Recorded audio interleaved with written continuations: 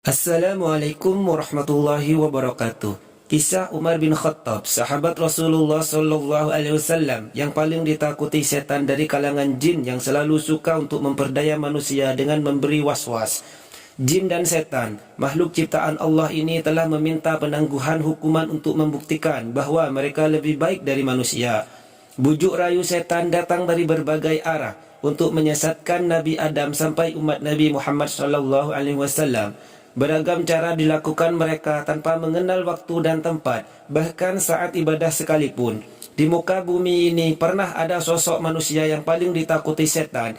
Jangankan bertemu, sekedar berpapasan saja dengan sosok ini, setan pun takut lari pontang-panting. Sosok manusia ini pernah disampaikan oleh Rasulullah Sallallahu Alaihi Wasallam langsung. Menurut kisah dari Aisyah radhiyallahu an, Rasulullah Sallallahu Alaihi Wasallam bersabda, "Sesungguhnya setan lari ketakutan jika bertemu Umar." Hadis riwayat Ibnu Asakir. Dalam hadis yang lain, Rasulullah Sallallahu Alaihi Wasallam bersabda, "Wahai Ibnu Al-Khattab, demi Allah yang jiwaku berada dalam genggaman tangannya, sesungguhnya tidaklah setan menemuimu sedang berjalan di suatu jalan kecuali dia akan mencari jalan lain yang tidak engkau lalui." Sedangkan dalam hadis lain, Rasulullah Sallallahu Alaihi Wasallam bersabda, "Sungguh, aku melihat setan dari kalangan manusia dan jin lari dari Umar." Hadis riwayat Tirmidzi.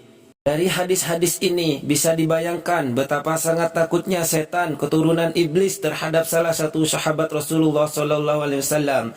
Kekuatan iman Umar bin Khattab kepada Allah Subhanahu wa taala begitu luar biasa sehingga setan pun enggan berpapasan dengan sahabat Nabi yang dijuluki Al-Faruq, yaitu singa. Dikenal dengan nama Umar bin Khattab, Khalifah Rashidin kedua ini bernama lengkap Umar bin Al-Khattab bin Naufail bin Adi bin Abdul Uzza bin Riyah bin Abdullah bin Quds bin Razah bin Adi bin Ka'ab bin Lu'ay. Umar merupakan satu di antara 4 khalifah Islam yang memiliki karakter tegas dan bijaksana. Umar juga ditakuti kaum Quraisy pada masanya. Kerasnya Umar pun sampai ditujukan kepada penyebaran Islam dan kaum muslimin.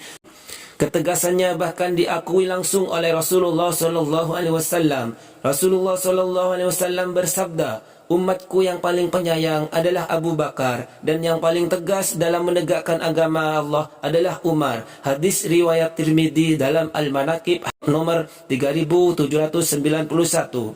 Kenapa Umar bin Khattab begitu ditakuti setan dan kaum kufar? Pertama, Umar bin Khattab merupakan sosok yang kuat. Tidak hanya secara fisik, Umar memiliki keimanan yang sangat kokoh. Keimanan Umar bin Khattab terhadap Allah dan Rasulullah luar biasa kuat. Dibuktikan dengan cintanya kepada Rasulullah dan ajaran Islam. Sebelum masuk Islam, Umar sangat ditakuti umat Islam. Namun setelah masuk Islam, Umar sangat dicintai umat Islam dan sangat ditakuti kaum kufar. Dari Abdullah bin Mas'ud radhiyallahu anhu, ia berkata, "Kami terus merasakan harga diri yang tinggi semenjak Umar masuk Islam." Hadis riwayat Bukhari nomor 3863. Yang kedua, Umar bin Khattab merupakan sosok yang sederhana dan rendah hati, kendati memiliki perawakan yang tinggi dan gagah.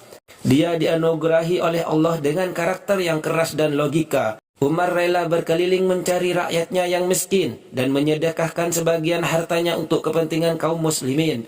Umar sosok bersahaja, suka menambal bajunya dengan kulit dan terkadang membawa ember di pundaknya. Kendaraannya adalah keledai tak berpelana hingga membuat heran pastor Yerusalem saat berjumpa dengannya. Umar jarang tertawa dan bercanda, bahkan di cincinnya terdapat tulisan, "Cukuplah kematian menjadi peringatan bagimu, hai Umar." Tak heran jika Umar bin Khattab menjadi sahabat Nabi yang telah dijamin sebagai penghuni surga. Diriwayatkan dari Sa'id bin Al-Musayyib bahwa Abu Hurairah berkata, "Ketika kami berada di sisi Rasulullah, beliau bersabda, 'Sewaktu tidur aku bermimpi, seolah-olah aku sedang berada di surga. Kemudian aku melihat seorang wanita sedang berwudu di sebuah istana surga.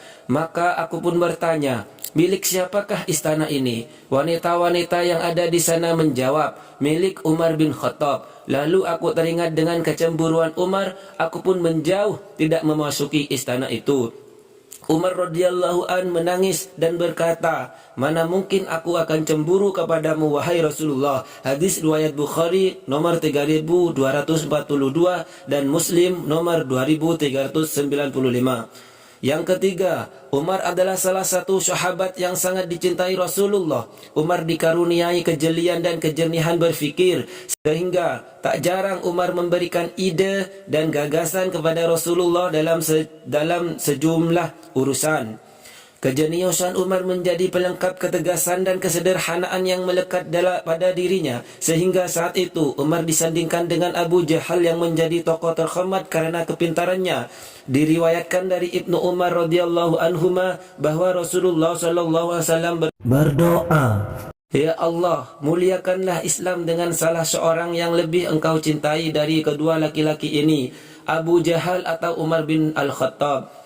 Perawi mengatakan, ternyata yang lebih dicintai oleh Allah adalah Umar. Hadis riwayat Tirmidzi nomor 3681.